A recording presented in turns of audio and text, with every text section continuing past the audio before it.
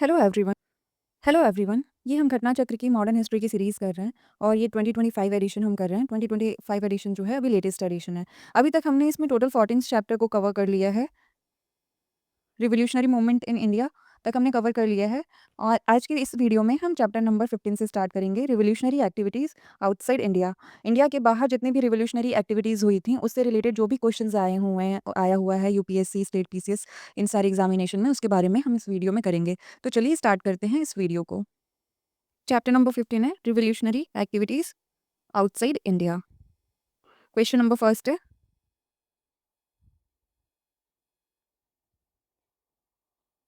The Indian Home Rule Society in London was started by. Indian Home Rule Society जिसको कि London में establish किया गया था, तो उसको किसने स्टैब्लिश किया था? तो उसको श्यामाजी कृष्णा वर्मा ने किया था। ऑप्शन डी यहाँ पे करेक्ट होगा। फरवरी 1905 में लंदन में श्यामाजी कृष्णा वर्मा ने इस्टेब्लिश किया था इंडियन होम रूल सोसाइटी, जिसको कि बाद में इसी इंडियन होम रूल सोसाइटी को इंडियन हाउस के नाम से जाना जाने लगा। इस सोसाइटी का मेन एम ये था कि ये ब्रिटिश को डरा के धमका के सेल्फ रूल लेना चाहते थे इंडिया के लिए। श्यामाजी कृष्ण वर्मा ने एक न्यूज़पेपर भी निकाला था जिस न्यूज़पेपर का नाम था the Indian sociologist. Shyamaji Krishna Verma जो थे, इनको लंदन जाना पड़ गया था। लंदन से पेरिस चले गए थे ये, और पेरिस से फिर जिनेवा चले गए थे क्योंकि ये गवर्नमेंट के लिए हाइपर एक्टिव होते थे। तो ब्रिटिश गवर्नमेंट के खिलाफ काफ़ी ज़्यादा काम करने लग गए थे, बोलने लग गए थे। इस वजह से इनको लंदन से पेरिस जाना पड़ा, फिर पेरिस के बाद ये जिनेवा चले गए। नेक्स्ट क्वेश्चन है, Shyamaji Krishna Verma established Indian Home Rule Society इन। श्यामाजी कृष्णा वर्मा जो हैं, इंडियन होम रूल सोसाइटी उन्होंने कहाँ पे एस्टैब्लिश की थी? तो पीछे देखा हमने, लंदन में किया था। ऑप्शन ए यहाँ करेक्ट होगा। नेक्स्ट क्वेश्चन है, the Indian Home Rule society was founded in. Indian Home Rule society कौन से ईयर में इसकी फॉर्मेशन हुई थी? तो इसकी फॉर्मेशन 1905 में हुई थी। ऑप्शन डी यहाँ पे करेक्ट। नेक्स्ट क्वेश्चन पे मूव करते हैं। नेक्स्ट क्वेश्चन है, Indian house in London was established bye. Indian house जो कि लंदन में एस्टैब्लिश किया गया था, उसे किसने एस्टैब्लिश किया था? तो श्यामाजी कृष्णा वर्मा ने किया था। ऑप्शन ए यहाँ पे करेक्ट होगा। नेक्स्ट क्वेश्चन है, who was the founder of Indian house in London. Indian house जो कि स्टैब्लिश हुआ था लंदन में, उसका फाउंडर कौन था? तो श्यामाजी कृष्णा वर्मा थे। ऑप्शन ए यहाँ पे करेक्ट होगा। नेक्स्ट है, who among the following founded the Ghadar party. Ghadar party को किसने बनाया था? तो गदर पार्टी को लाला हरदयाल ने बनाया था। ऑप्शन ए यहाँ पे करेक्ट होगा। 1913 में सैन फ्रांसिस्को में सोहन सिंह बखना जो है, उन्होंने फाउंड किया था Hindustani Worker of the Pacific Coast नाम का एक ऑर्गेनाइजेशन। ये नाम याद रखेंगे, Hindustani Workers of the Pacific Coast. ये ऑर्गेनाइजेशन जो थी, एक न्यूज़पेपर पब्लिश करती थी जिसका नाम था गदर। इसीलिए इस ऑर्गेनाइजेशन को बाद में जाके गदर के पार्टी के नाम से ही जाना जाने लगा। लाला हरदयाल जो थे, इसके एक फाउंडिंग मेंबर थे और टॉर्च बियरर भी थे। जो अदर गदर पार्टी के मेंबर्स थे वो थे राजा महेंद्र प्रताप, अब्दुल रहमान, मैडम भीकाजी कामा, भाई परमानंद, करतार सिंह सरभा एंड पंडित काशीराम। ये सब लोग जो थे मेंबर थे गदर पार्टी के। सिंस आपके ऑप्शन में यहाँ पे सोहन सिंह बखना का नाम मेंशन नहीं है, इस वजह से लाला हरदयाल का नाम यहाँ करेक्ट माना गया है। नेक्स्ट क्वेश्चन है, who organise the Ghadar party. Ghadar party को किसने ऑर्गेनाइज किया था? तो लाला हरदयाल ने किया था। ऑप्शन डी यहाँ पे करेक्ट होगा। नेक्स्ट क्वेश्चन है, Ghadar party was established in the year. कौन से ईयर में गदर पार्टी का एस्टैब्लिशमेंट हुआ था? तो 1913 में हुआ था। ऑप्शन बी यहाँ करेक्ट होगा। Who was the leader of Ghadar party. Ghadar party का लीडर कौन था? तो लाला हरदयाल थे। भगत सिंह, बाल गंगाधर तिलक और वीडी सावरकर नहीं थे, लाला हरदयाल थे। ऑप्शन बी यहाँ करेक्ट होगा। नेक्स्ट है, the Ghadar movement was founded by. Ghadar movement को किसने फाउंड किया था? तो लाला हरदयाल। इसमें आप देख सकते हैं लाला हरदयाल भी है और सोहन सिंह भगना भी है। तो सोहन सिंह भगना का ऑप्शन करेक्ट माना जाएगा लाला हरदयाल के कंपैरिजन। तो ऑप्शन डी यहाँ पे करेक्ट हो जाएगा। नेक्स्ट है, who amongst the following was the first chairman of Ghadar party. Ghadar party का पहला चेयरमैन कौन था? तो सोहन सिंह भगना करेक्ट होगा। ऑप्शन बी यहाँ पे सही होगा। गदर पार्टी जो ऑर्गेनाइजेशन थी, उसको फाउंड किया था एक्सपर्टाइट इंडियंस ने। वो इंडियंस जिनको कि इंडिया से बाहर निकाल दिया गया था, वो बाद में जाके यूएस में सेटल हो गए थे और कनाडा में सेटल हो गए थे। उन्होंने मिलकर गदर पार्टी को बनाया था 1913 ईडी में। इनका एम क्या था? इनका एम था कि इंडिया की इंडिपेंडेंस को ये हासिल कर पाए ब्रिटिश रूल से। जो की मेंबर्स थे, कुछ लोग जो थे इसके की मेंबर्स, वो थे लाला हरदयाल, सोहन सिंह बखना, करतार सिंह सरवा, रास बिहारी बोस। सोहन सिंह बखना जो है इसके फर्स्ट चेयरमैन भी थे गदर पार्टी के। और गदर जो ऑर्गेनाइजेशन है, वो एक न्यूज़पेपर पब्लिश करती थी, उसका नाम था गदर न्यूज़पेपर। और ये गदर न्यूज़पेपर जो है उर्दू, पंजाबी, गुजराती, हिंदी, इन सारी लैंग्वेज में पब्लिश होता था। नेक्स्ट क्वेश्चन है, consider the following freedom fighter. यहाँ पे कुछ फ्रीडम फाइटर का नाम दिया गया है, पूछा गया है who of the above was were actively associated with Ghadar party. इनमें से कौन जो था एक्टिवली गदर पार्टी के साथ एसोसिएटेड था? तो इसमें जो रास बिहारी बोस हैं वही एक्टिवली एसोसिएटेड थे। बाकी ये बरिंदर कुमार घोष और योगेश चंद्र चटर्जी ये लोग एसोसिएटेड नहीं थे गदर पार्टी से। ऑप्शन डी यहाँ करेक्ट होगा, ओनली 3। जो ऑप्शन गिवन है उसमें रास बिहारी बोस जो हैं वही एक्टिवली इन्वॉल्व थे गदर पार्टी के साथ। बाकी बरिंदर कुमार घोष जो एसोसिएटेड थे, अलीपुर बॉम्ब केस में उनका एसोसिएशन था, और योगेश चंद्र चटर्जी जो हैं वो इन्वॉल्व थे काकोरी कॉन्स्पायरेसी में, जिसको कि काकोरी ट्रेन एक्शन के नाम से भी जाना जाता है। नेक्स्ट क्वेश्चन है, who among the following was not associated with Ghadar party. Ghadar party से इनमें से कौन एसोसिएटेड नहीं था? तो लाला हरदयाल थे, पंडित रामचंद्र थे, बरकतुल्ला भी थे, खुदीराम बोस जो हैं वो इससे एसोसिएटेड नहीं थे। ऑप्शन डी करेक्ट होगा इसमें।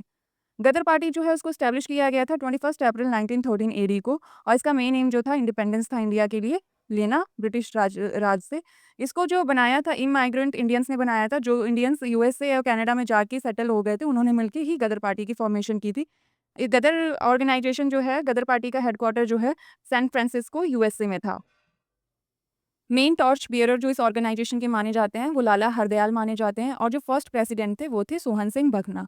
बाकी और भी मेंबर्स थे रामचंद्र, बरकतुल्ला, रास बिहारी बोस, राजा महेंद्र प्रताप, अब्दुल रहमान, मैडम भीकाजी कामा, परमानंद, ये लोग कुछ मेंबर थे गदर पार्टी। करतार सिंह सरभा, पंडित पंडित काशीराम, ये लोग भी एसोसिएटेड थे गदर पार्टी से। खुदीराम बोस जो है उन्होंने बॉम्ब फेंका था, किंग्स फॉर्ड जो थे उनके ऊपर फेंका था। प्रफुल्ल चाकी जो थे 30 अप्रैल 1908 को मुजफ्फरपुर बिहार में। ये जो खुदीराम बोस और प्रफुल्ल चाकी हैं, ये दोनों मिलके इन्होंने बॉम्ब गिराया था किंग्स फॉर्ड के ऊपर। लेकिन उसमें जो वो बग्गी पे इन्होंने बॉम्ब फेंका था, उस बग्गी में किंग्स फॉर्ड नहीं प्रेजेंट था, बल्कि मिस्टर कैनेडी की बेटी और उनकी वाइफ प्रेजेंट थी। वो दोनों लोग मर गए थे इस इंसिडेंट में। इसीलिए प्रफुल्ल चाकी ने सुसाइड कर लिया था और खुदीराम बोस को फांसी की सज़ा दे दी गई थी। जिस टाइम पे खुदीराम बोस को फांसी पे लटकाया गया था, उस टाइम पे उनकी एज केवल 18 साल 8 महीने और 8 दिन की थी। इसलिए ऑप्शन डी जो है वो करेक्ट है। नेक्स्ट क्वेश्चन है, Ghadar party was founded in. Ghadar party को कौन सी ईयर में बनाया गया, कौन सी जगह पे बनाया गया था, लोकेशन पूछा गया है, तो लोकेशन जो है यूनाइटेड स्टेट ऑफ अमेरिका सही होगा। ऑप्शन डी यहाँ करेक्ट होगा। नेक्स्ट है, where was the Ghadar party established. Ghadar party को कहाँ बनाया गया था? तो यूएसए में बनाया गया था। ऑप्शन बी यहाँ करेक्ट होगा। नेक्स्ट क्वेश्चन है, in which of the following countries Ghadar party was founded. वही कौन सी कंट्री में फाउंड किया गया था? तो यूएसए में किया गया था। ऑप्शन ए यहाँ करेक्ट होगा।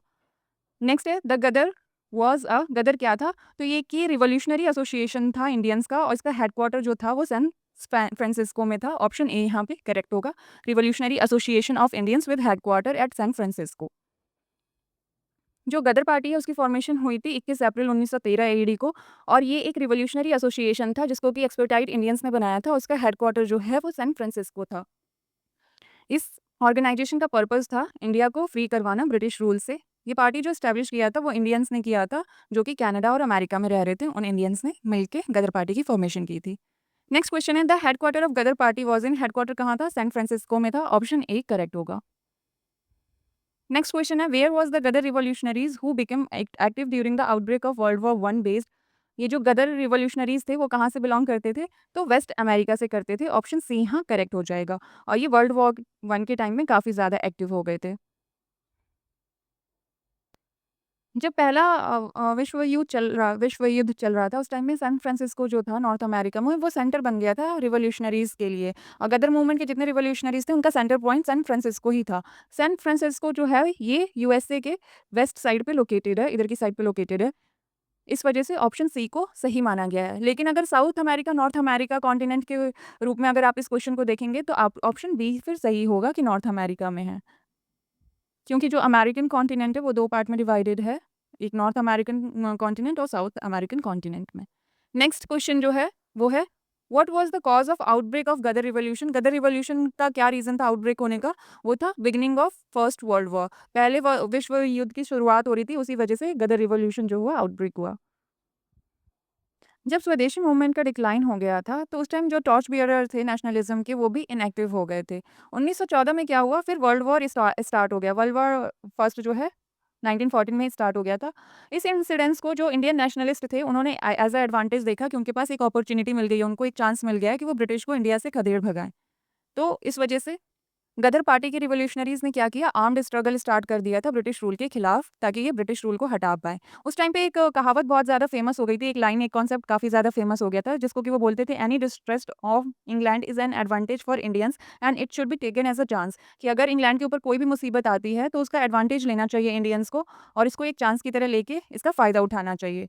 नॉर्थ अमेरिका में जो गदर रिवॉल्यूशनरीज थे और इंडिया में लोकमान्य तिलक, एनी बेसेंट और स्वदेशी ऑर्गेनाइजेशन के जो भी मेंबर थे, उन्होंने फर्स्ट वर्ल्ड वॉर का एडवांटेज लेके इसको अपॉर्चुनिटी बना के इस अवसर का फ़ायदा भी उठाना चाहा।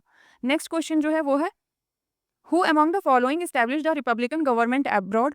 इनमें से कौन जो है रिपब्लिकन गवर्नमेंट बनाया था फॉरेन कंट्री में? तो वो महेंद्र प्रताप ने बनाया था। ऑप्शन ए यहाँ पे करेक्ट होगा। जब फर्स्ट वर्ल्ड वॉर वन हुआ था, उस टाइम पे राजा महेंद्र प्रताप जो हैं उन्होंने स्टैब्लिश किया था प्रोविंशियल गवर्नमेंट। ये फर्स्ट प्रोविंशियल गवर्नमेंट थी जो कि इंडिया से बाहर स्टैब्लिश की गई थी, और ये की गई थी काबुल, अफगानिस्तान में 1915 एडी में। इसका जो नाम था प्रोविंशियल गवर्नमेंट ऑफ इंडिया भी रखा गया था। राजा महेंद्र प्रताप जो हैं, खुद इसके प्रेसिडेंट बन गए थे, और उनके साथ उनके एक एसोसिएट थे मौलवी बरकतुल्लाह, वो एज़ अ प्राइम मिनिस्टर इस गवर्नमेंट के प्राइम मिनिस्टर बन गए थे। इवन जर्मनी और रशिया ने इस गवर्नमेंट को रिकॉग्नाइज़ भी किया था। नेक्स्ट क्वेश्चन है, a provincial government of India with Raja Mahendra Pratap as its president was established during the first world war in. India की एक प्रोविंशियल गवर्नमेंट जिसे कि राजा महेंद्र प्रताप सिंह ने बनाया था, और वो इसके प्रेसिडेंट भी थे, वो कहाँ पे स्टैब्लिश की गई थी? तो हमने पीछे ही देखा है, अफगानिस्तान में बनाया था इन्होंने। ऑप्शन ए यहाँ करेक्ट होगा, और ये पहले वर्ल्ड वॉर के दौरान बनाया गया था। नेक्स्ट जो क्वेश्चन है, interim government under the leadership of Raja Mahendra Pratap Singh was founded in Kabul with the support of Germany during the, कौन से टाइम पे राजा महेंद्र प्रताप जो हैं उन्होंने इंटरिम गवर्नमेंट की फॉर्मेशन की थी काबुल में? तो वो वर्ल्ड वॉर फर्स्ट के दौरान की थी, तो इसमें से कोई भी कहीं पे भी वर्ल्ड वॉर फर्स्ट मेंशन नहीं है, तो option E none of the above correct हो जाएगा। नेक्स्ट जो है, who is regarded as the mother of Indian revolution? किसको माना जाता है as the mother of Indian revolution? Indian revolution की मदर किसको माना जाता है? तो वो भीकाजी रुस्तम कामा को माना जाता है। ऑप्शन डी यहाँ पे करेक्ट हो जाएगा। भीकाजी कामा जो हैं, ये एक इंडियन फ्रीडम फाइटर थी और पॉलिटिकल एक्टिविस्ट भी थी। इनका जो जन्म है वो काफ़ी ही अमीर फैमिली में हुआ था। अमीर पारसी फैमिली जो थी, बिज़नेस फैमिली, उसमें इनका जन्म हुआ था। इन्होंने काफ़ी सारे रिवॉल्यूशनरी मूवमेंट को लीड किया था अमेरिका और यूरोप में। और इन्होंने इंटरनेशनल सोशलिस्ट कांग्रेस जो कि हुआ था स्टटगार्ट जर्मनी में, और इसका जो टाइम पीरियड था 1907 एडी था, उसमें इन्होंने जाके इंडिया का फ्लैग भी होस्ट किया था। ये पहली पर्सन बनी जिन्होंने इंडियन फ्लैग को होस्ट किया था फॉरेन लैंड पे। इन्होंने अपने फुल स्ट्रेंथ के साथ इंडियन फ्रीडम के लिए स्ट्रगल किया था, और पेरिस में इन्होंने काफ़ी ज़्यादा इंडियन फ्रीडम के लिए काम किया था। 1935 में ये वापस से मुंबई आ गई थी, और अगस्त 1936 में इनकी डेथ भी हो गई थी, और इसीलिए इनको पॉपुलरली एक नाम से जाना जाता है जो कि है mother of Indian revolution. Mother of Indian revolution जो बोला जाता है, मैडम भीकाजी कामा को बोला जाता है। मूव करते हैं नेक्स्ट क्वेश्चन पे। Consider the following statement about Madam Bhikaji Cama. Madam Bhikaji Cama के रिगार्डिंग कुछ स्टेटमेंट दिया गया है, बताना है कि इनमें से कौन सा स्टेटमेंट सही है, करेक्ट स्टेटमेंट बताना है। Madam Cama unfurled the national flag at the International Socialist Conference in Paris in year 1907। तो हमने देखा है, इन्होंने पेरिस में ये झंडा नहीं फहराया था, बल्कि इसको जर्मनी में फहराया था। जर्मनी आंसर होगा इसका, ये स्टेटमेंट इसलिए गलत हो जाएगा। नेक्स्ट स्टेटमेंट है, madam Cama served as a private secretary to Dadabhai Naoroji. दादा भाई नरोजी की ये प्राइवेट सेक्रेटरी थी, तो ये स्टेटमेंट सही है। मैडम भीकाजी कामा जो हैं दादा भाई नरोजी की सेक्रेटरी थी। Madam Cama was born to Parsi, ये भी स्टेटमेंट हमने पीछे देखा है रीजन में, ये स्टेटमेंट सही है। ये इनका जन्म जो हुआ था एक काफ़ी वेल्दी पारसी फैमिली में हुआ था। तो स्टेटमेंट 2 और 3 दोनों ही सही है, तो इसमें ऑप्शन बी करेक्ट हो जाएगा। Statement 2 and 3 are correct. पहला जो स्टेटमेंट है वो गलत है। मैडम भीकाजी कामा जो हैं उनका जन्म जो हुआ था 24 सितंबर 1861 एडी को हुआ था। इनके जो पेरेंट्स थे वो पारसी थे। सोराबजी पटेल इनके फादर थे, और इनकी जो शादी हुई थी वो रुस्तम जी से हुई थी। रुस्तम जी जो थे वो एक एडवोकेट थे और सोशल एक्टिविस्ट थे। मैडम भीकाजी कामा जो थी वो एज़ अ पर्सनल सेक्रेटरी काम भी किया था उन्होंने दादा भाई नरोजी के लिए। दादा भाई नरोजी जो थे वो एक great leader Indian national movement के थे। कुछ टाइम के बाद जो मैडम भीकाजी कामा है उन्होंने खुद को फ्रीडम मूवमेंट के साथ भी एसोसिएट कर लिया, और वो बाद में यूरोपियन स्कॉलर्स जो थे और स्टूडेंट्स थे उनके कॉन्टैक्ट में भी आई। मैडम भीकाजी कामा पहली ऐसी लेडी बनी, फर्स्ट इंडियन बनी जिन्होंने कि अनफ्लोर्ड किया था नेशनल फ्लैग को एट द फॉरेन कंट्री। किस टाइम पे किया था? जब इंटरनेशनल सोशलिस्ट कांग्रेस का इवेंट हो रहा था, उसी टाइम पीरियड पे किया था, और वो टाइम था 22 अगस्त 1907 का, और ये जर्मनी स्टटगार्ट में किया था। नेक्स्ट क्वेश्चन है, who is regarded as the mother of Indian revolution? किसको बोला जाता है as a mother of Indian revolution? तो वो बोला जाता है मैडम भीकाजी रुस्तम कामा को। नेक्स्ट क्वेश्चन है, among the following women who was the first to unfurl Indian tricolour. जो नीचे कुछ वुमेन्स का नाम दिया गया है, इनमें से पहली कौन सी वुमेन थी जिन्होंने अनफ्लोर किया था इंडियन ट्राई कलर को? तो बीकाजी कामा थी। ऑप्शन बी यहाँ करेक्ट होगा। नेक्स्ट है, where did madam Cama host the first tricolour flag in 1907? 1907 में कौन सी जगह पे मैडम कामा ने होस्ट किया था इंडियन ट्राई कलर फ्लैग को? तो वो किया था स्टटगार्ट, जर्मनी में। ऑप्शन डी यहाँ करेक्ट होगा। नेक्स्ट क्वेश्चन है, where did madam Cama unfurl Indian tricolour flag of freedom? तो कई बार देख चुके हैं, स्टटगार्ट, जर्मनी हो जाएगा। ऑप्शन सी करेक्ट होगा। नेक्स्ट है, which of the following pair got sentenced to be hanged for assassination of British officers in England? इनमें से कौन सा पेयर है जिसको कि जिन्होंने कि ब्रिटिश ऑफिसर का असैसिनेशन कर दिया था, इस वजह से इनको फांसी की सजा दे दी गई थी इंग्लैंड में? तो वो थे मदन लाल ढींगरा और उधम सिंह। इन दोनों लोगों को फांसी की सजा दे दी गई थी क्योंकि इन्होंने एक ब्रिटिश ऑफिसर को मार दिया था इंग्लैंड में। ऑप्शन सी यहाँ पे करेक्ट होगा। मदन लाल ढींगरा और उधम सिंह जो हैं, इनको डेथ सेंटेंस दे दिया गया था ब्रिटिशर्स द्वारा क्योंकि इन्होंने ब्रिटिश ऑफिसर को मार दिया था जान से। मदन लाल ढींगरा जो हैं, इन्होंने 1 जुलाई 1909 एडी को एक पर्सन को मारा जो कि था political secretary of state for India, जिसका कि नाम था कर्जन वाइली, और काउजी ललकाका को मार दिया था। इन्होंने गोली से इन दोनों को खत्म कर दिया था। इसी असैसिनेशन के लिए इनको फांसी की सज़ा हुई थी। वहीं पे जो उधम सिंह थे, उनको डेथ सेंटेंस मिली थी क्योंकि उन्होंने माइकल ओडायर को मार दिया था। इन्होंने भी गोली ही मारी थी और ये इंसिडेंस जो हुआ था मार्च 1940 को हुआ था। ये जो माइकल ओडायर था वो रिस्पॉन्सिबल था, इनडायरेक्टली रिस्पॉन्सिबल था जलियांवाला बाग मैसेकेयर जो कि 1919 में हुआ था इंडिया में, उसके लिए इनडायरेक्टली रिस्पॉन्सिबल था माइकल ओडायर। नेक्स्ट क्वेश्चन पे मूव करते हैं। नेक्स्ट क्वेश्चन है, सरदार उधम सिंह किल्ड हुम? सरदार उधम सिंह ने किसको मारा था? तो पीछे देखा हमने, माइकल ओ डायर को मारा था। ऑप्शन सी यहाँ पे करेक्ट होगा। नेक्स्ट क्वेश्चन है, who was given the life punishment for the murder of Colonel Wyllie? Colonel Wyllie को मारने के लिए किसको हैंग कर दिया गया था? तो वो किया गया था मदन लाल ढींगरा को। ऑप्शन ए यहाँ पे करेक्ट होगा।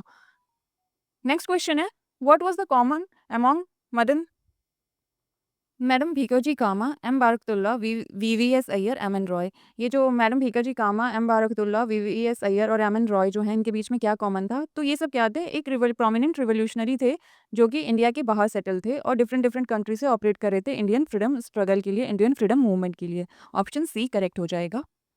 All of them were among the prominent revolutionaries outside India operating in different countries during the freedom movement. जब इंडिया का फ्रीडम मूवमेंट चल रहा था उस टाइम में डिफरेंट डिफरेंट कंट्री से ये रिवोल्यूशनरी मूवमेंट्स को, रिवोल्यूशनरी इवेंट को अंजाम दे रहे थे।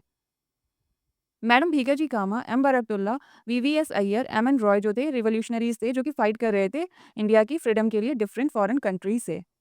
नेक्स्ट क्वेश्चन है, who founded Abhinav Bharat society in 1906 in London? London में 1906 में किसने अभिनव भारत सोसाइटी को बनाया था? तो विनायक दामोदर सावरकर ने। ऑप्शन ए यहाँ करेक्ट हो जाएगा, वीडी सावरकर। अभिनव भारत सोसाइटी जो है इसको इंग्लैंड में बनाया था 1906 में रिवोल्यूशनरी एक्टिविटीज़ के लिए, क्योंकि अभिनव भारत को इंडिया में बैन कर दिया गया था। इसको जो एस्टैब्लिश किया था वीडी सावरकर ने किया था जब वो लंदन में गए थे अपनी लॉ की पढ़ाई करने के लिए। उसी टाइम पे वीडी सावरकर ने लंदन में अभिनव भारत सोसाइटी की फॉर्मेशन कर दी थी। नेक्स्ट क्वेश्चन है, व्हाट वाज कामागाता मारू? कामागाता मारू क्या था? तो ये एक नेवल शिप थे ऑफ वॉज टू कनाडा जो कि कनाडा की वॉज पे निकली थी। ऑप्शन सी यहाँ पे करेक्ट होगा, a naval ship of was to Canada. Komagata Maru जो है एक शिप थी जिसको कि एक इंडियन जो कि पंजाबी बिजनेसमैन थे गुरदीत सिंह वो लेके आए थे क्योंकि वो इंडियन इमाइग्रेंट्स जो थे उनको कनाडा पहुंचाना चाहते थे। जैसे ही ये शिप कनाडा में पहुंची वैंकूवर पोर्ट पे 1914 में, और इसमें टोटल जो इंडियंस थे 376 इंडियंस थे। जैसे ये कनाडा के वैंकूवर पोर्ट पे पहुंची, वहाँ पे कैनेडियन पुलिस ने रिफ्यूज़ कर दिया कि वो जो ये लोग हैं इंडियंस हैं उनको एंट्री नहीं देगी कनाडा में। और इसी चीज़ के लिए एक कमेटी भी बनाई। उस कमेटी के जो मेंबर्स थे वो थे हुसैन रहीम, बलवंत सिंह और सोहनलाल पाठक। जो भगवान सिंह, बारकतुल्ला, रामचंद्र और सोहन सिंह जो हैं उन्होंने एक मूवमेंट भी निकाला था इंडियंस की फ़ेवर में। और जो ये शिप थी कामागाटा मारू उसको कनाडा से रिटर्न करके इंडिया वापस भेज दिया गया था। और जब ये कामागाटा मारू बजबज पोर्ट पे पहुंची, बजबज पोर्ट जो है कलकत्ता में है, ये जब वापस इंडिया पहुंची तो जो ब्रिटिशर्स के पुलिस ऑफिसर थे उनके बीच में और जो लोग सवार थे इस नाव पे, उन लोगों के बीच में लड़ाई हो गई। और इसी फायरिंग में जो है 20 पैसेंजर्स तो जो थे वो मारे गए, एक जो थे वो डूब गए और 202 पैसेंजर्स जो थे उनको जेल में भेज दिया गया।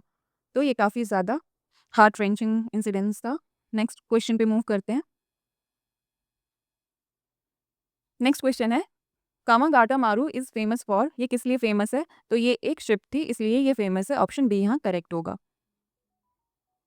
नेक्स्ट क्वेश्चन है, who one of the following was associated with कामागाटा मारू एपिसोड? कामागाटा मारू एपिसोड से कौन इनमें से एसोसिएटेड है? तो बाबा गुरदीप सिंह जो हैं वो इससे एसोसिएटेड है, ऑप्शन बी यहाँ करेक्ट होगा। और इसमें जो ऑप्शन दिया हुआ है एक्चुअली इनका नाम गलत दिया हुआ है, ये गुरदीप नहीं थे, गुरदीप सिंह थे। नेक्स्ट क्वेश्चन है, व्हाट वाज कामागाटा मारू? कामागाटा मारू क्या था? तो ये एक शिप था, ऑप्शन सी यहाँ करेक्ट होगा, अ शिप। नेक्स्ट क्वेश्चन है, consider the following events and arrange them in chronological order. यहाँ पे कुछ इवेंट्स दिया गया है और उसको क्रोनोलॉजिकल ऑर्डर में लगाना है। इसमें जो गदर पार्टी की फॉर्मेशन जो हुई थी वो 1913 में हुई थी, 1913 में। चिट्टागंग आर्मी रेड जो हुआ था वो 1930 एडी को हुआ था। Setup of Indian independence committee at Berlin, Berlin में इंडियन इंडिपेंडेंस कमेटी की फॉर्मेशन जो हुई थी वो 1915 में हुई थी। सेंट्रल असेंबली बॉम्ब केस जिसमें कि भगत सिंह और बटुकेश्वर दत्त जो थे उन्होंने बॉम्ब फेंक दिया था सेंट्रल असेंबली में, ये 1929 में हुआ था। तो क्रोनोलॉजिकली जो हम देखें तो सबसे पहले फर्स्ट इंसिडेंस हुआ था, देन थर्ड हुआ था, देन फोर्थ, फिर सेकंड हुआ था। तो फर्स्ट सबसे पहले हो जाएगा, third, fourth, second, option A यहाँ पे करेक्ट हो जाएगा। जो गदर मूवमेंट है वो अर्ली 20th सेंचुरी में स्टार्ट हुआ था और ये एक इंटरनेशनल पॉलिटिकल मूवमेंट था जिसको कि इंडियंस ने ऑर्गेनाइज किया था और इनका मेन एम जो था ये ओवरथ्रो करना चाहते थे ब्रिटिश रूल को इंडिया से। ऑफिशियल जो डेट है इस मूवमेंट की वो कंसीडर की जाती है 21 अप्रैल 1913 एडी। तो आप याद रखेंगे गदर मूवमेंट जो माना जाता है उसका फॉर्मेशन 21 अप्रैल 1913 एडी को माना जाता है। चिट्टागंग आर्मी रेड जो है इसको चिट्टागंग अपराइजिंग के नाम से भी जाना जाता है और इसका जो डेट है 18 अप्रैल 1930 एडी है। इसमें जो किया था पुलिस की आर्मरी पे रेड कर दिया था जो ये रिवॉल्यूशनरीज थे और इसके जो मेन लीडर थे वो थे Surya Sen. World war first के दौरान जो कि 1914 से लेके 1918 का टाइम पीरियड है उस टाइम में जर्मनी में एक ऑर्गेनाइजेशन बनाया गया था, उस ऑर्गेनाइजेशन को बर्लिन कमेटी जाना जाता है। आफ्टर 1915 यही बर्लिन कमेटी को दोबारा से रीनेम किया गया और इसका नाम रख दिया गया था इंडियन इंडिपेंडेंस कमेटी। तो टेक्निकली 1915 में जो है इंडियन इंडिपेंडेंस कमेटी की फॉर्मेशन हुई थी और 8 अप्रैल 1929 को भगत सिंह और बटुकेश्वर दत्त जो हैं इन्होंने बॉम्ब गिरा दिया था सेंट्रल लेजिस्लेटिव असेंबली पे, जब उनका लेजिस्लेटिव असेंबली का सेशन चल रहा था उसी टाइम पीरियड पे। नेक्स्ट क्वेश्चन जो है मैचिंग का क्वेश्चन है, लिस्ट 1 को लिस्ट 2 के साथ मैच करना है। लिस्ट 1 में ऑर्गेनाइजेशन है, लिस्ट 2 में हेडक्वार्टर है, उसको मैच करना है। जो ये स्वदेशी सेवक हाउस होम है, स्वदेशी सेवक होम, ये जो था वैनकूवर में था, ए के साथ ये मैच करेगा। यूनाइटेड इंडियन हाउस जो है, यूनाइटेड इंडिया हाउस, ये था सीटल में, ऑप्शन बी के साथ ये मैच करेगा। युगांतर आश्रम जो था वो सैन फ्रांसिस्को में ही था, आईएनए और आज़ाद हिंद फौज जो है इसका हेडक्वार्टर रंगून में था। तो ये सारा मैच ही दिया हुआ है, 1 का ए होगा, 2 का बी होगा, 3 का सी, 4 का डी, ऑप्शन डी यहाँ पे करेक्ट होगा। जो स्वदेश सेवक होम है, हाउस नहीं है ये, बार-बार हाउस में इसको प्रोनाउंसिएशन निकल रही है। स्वदेश सेवक होम जो है ये वैनकूवर में था, यूनाइटेड इंडिया हाउस जो है वो सेटल में था, युगांतर आश्रम जो है सैन फ्रांसिस्को में था, आईएनए और आज़ाद हिंद फौज जो है इसका हेडक्वार्टर रंगून में था। नेक्स्ट क्वेश्चन पे मूव करते हैं। नेक्स्ट क्वेश्चन है, who had established Indian independence league? किसने इंडियन इंडिपेंडेंस लीग की फॉर्मेशन की थी? तो वो की थी रासबिहारी बोस ने, ऑप्शन सी यहाँ करेक्ट हो जाएगा। काफ़ी इंपॉर्टेंट लीग है इंडियन इंडिपेंडेंस लीग और किसने फॉर्मेशन की थी? रासबिहारी बोस ने। रासबिहारी बोस जो थे ये एक इमाइग्रेंट इंडियन थे जो कि जापान में रहते थे। ये 28 से 30 मार्च 1942 तक इन्होंने एक कॉन्फ्रेंस रखी टोक्यो जापान में और ये कॉन्फ्रेंस क्या करती थी, पॉलिटिकल इश्यूज जो थी उसको डिस्कस करती थी इंडियंस के साथ। जो भी जापान में इंडियंस रहते थे उनके साथ जो भी पॉलिटिकल इशू था वो डिस्कस करते थे इस कॉन्फ्रेंस में। बोस जो हैं उन्होंने डिसाइड किया कि वो एस्टैब्लिश करेंगे इंडियन इंडिपेंडेंस लीग को, इसलिए इन्होंने क्या किया, एक बैंकॉक कन्वेंशन हुआ था। बैंकॉक कन्वेंशन जो हुआ था जून 1942 को हुआ था और इसी कन्वेंशन में सुभाष चंद्र बोस को भी इनवाइट किया गया था। उसी बैंकॉक कन्वेंशन के दौरान ही रासबिहारी बोस जो हैं उन्होंने एस्टैब्लिश कर दिया था इंडियन इंडिपेंडेंस लीग। तो बेसिकली जो इंडियन इंडिपेंडेंस लीग की फॉर्मेशन जो हुई है वो 1942 को हुई है। यहीं पे ये हमारा चैप्टर खत्म होता है। नेक्स्ट चैप्टर में हम करेंगे पार्टीशन ऑफ बंगाल एंड स्वदेशी मूवमेंट। तब तक अगर आपको मेरा ये इनिशिएटिव अच्छा लग रहा हो तो प्लीज़ मेरे चैनल को लाइक, शेयर एंड सब्सक्राइब कर दीजिए। Thank you.